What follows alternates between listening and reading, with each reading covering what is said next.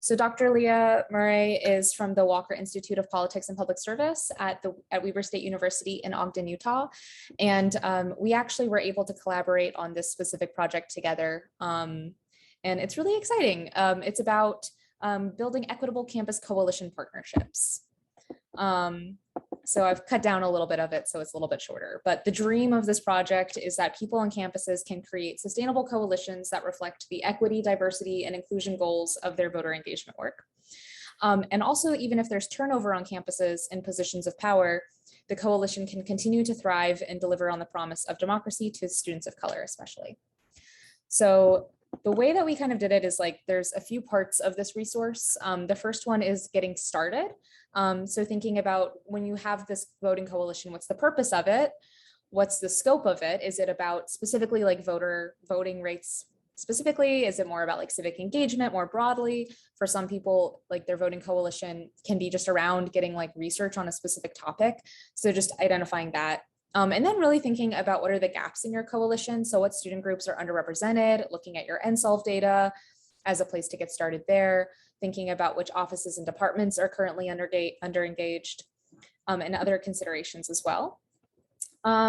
There is also a worksheet that we created that's not here because it's less visual, but it's a worksheet that like allows you to take those questions and then think about the different types of campus partners who you might want to bring into the coalition. So it has student leadership kind of groups, it has student affairs, like academic affairs, like faculty, campus operations, campus leadership, like community partnerships. So it gives you a place to start off from. And it also allows you to just kind of have more of an open mapping of like identifying the different partners that you would want to bring in, thinking about who's underrepresented and underreached. And then you can do it either like physically or virtually. This is the virtual version right here, which is this like power map, this partnership power map kind of activity where the group, so you list out all the partners you want to be bringing in, and then either on virtual sticky notes or physical sticky notes if you're doing it in person, you can actually collectively like map out how much support do they already have for this work and how important are they for reaching your goals.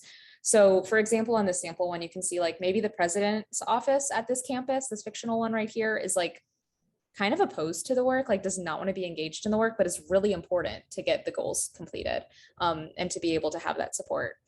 And then maybe, you know, the Black Student Union is passively supportive of the work, like this is something they're interested in, but are super, super important for reaching your goals of making those really important partnerships. SGA is like the one leading the work, so they're all the way to the top right.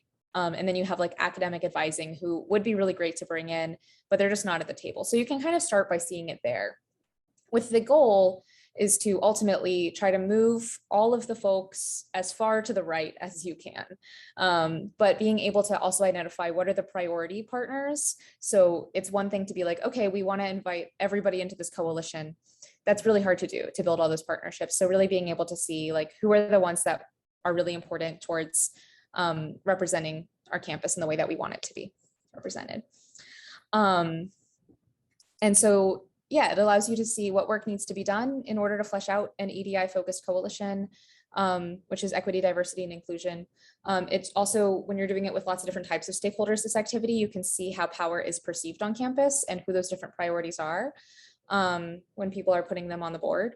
And it also creates more of an exhaustive list of what partners should be at the table to be bringing in. So it's really helpful for identifying that.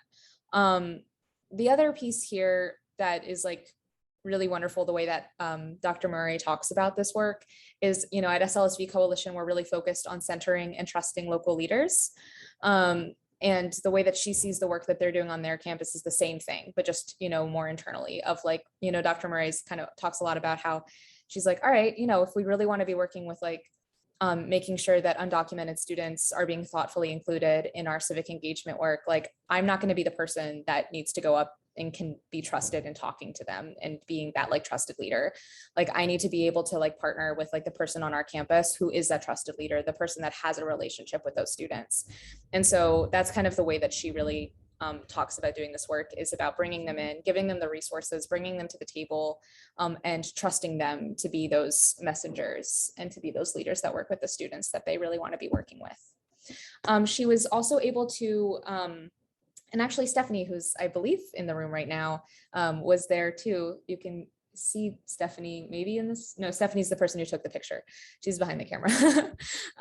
But at the Big Sky Summit pilot, they were able to pilot this activity actually in person, and I was doing it virtually at the same time. And we had a feedback survey at the end that was really positive. It was given a 4.9 out of 5 average rating for engagement, for how engaging it was. And it also, people gave it a 4.6 out of 5 average rating for how it helped them understand how to strategically identify partners for their coalition. We realized that like there are a lot of people missing in kind of the sample list that we gave. And there was also a lot of conversation about how titles and student affairs mattered more than other categories. Faculty were not mentioned at all because most of the people in the room were staff or students. So really thinking about who's participating in this activity yields the most relevancy. In terms of like who you also need to be bringing in is who's participating. And yeah, everyone felt like they had a lot to think about who was essential and who also was opposing this work. So it was really easy to identify who is supporting the work because they're already in it.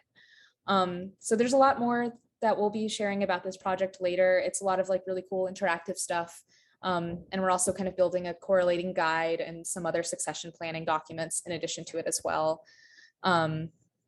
So there's like a spreadsheet. So after you do this, you can actually put all of the partners that you want to reach out to based off of like their quadrants in different tabs of a spreadsheet.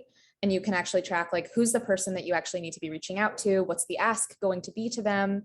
And then once you actually have those conversations, being able to take notes about like, what are the nuances of working with this partner? What is their interest in the coalition? What is their interest in civic engagement? And how do they want to be brought in? And is there any kind of information about like how they want to be like communicated with?